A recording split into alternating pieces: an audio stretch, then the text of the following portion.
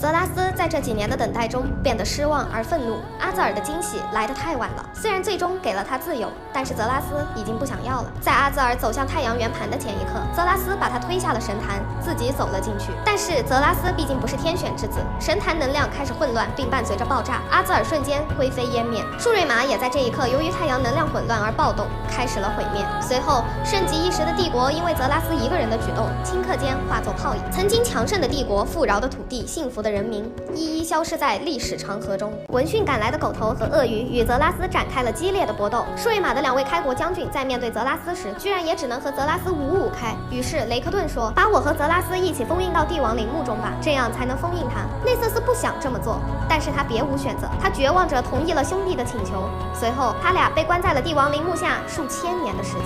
一切重归平静之后，舒瑞玛剩下了一片废墟。内瑟斯因为自己亲手封印了兄弟而变得失魂落魄。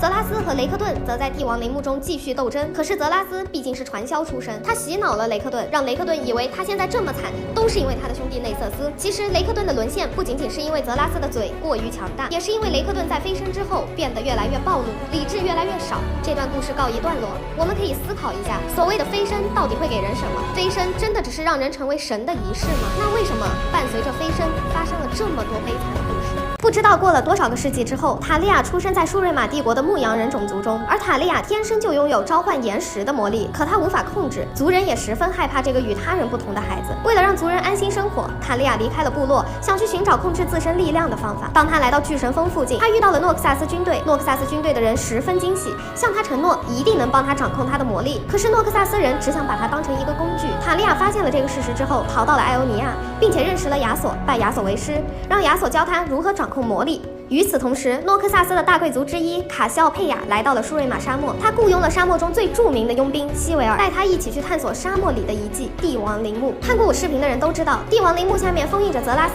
和雷克顿，如果没有西维尔的到来，帝王陵墓将永远无法打开。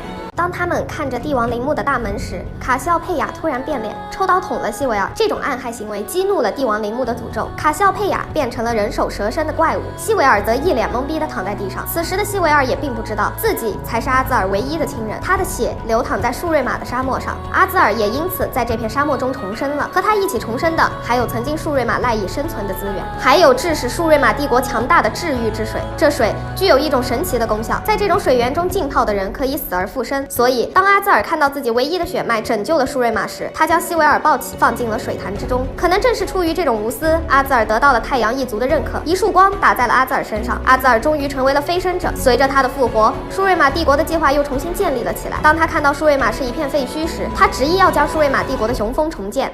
舒瑞玛，你的皇帝回来了。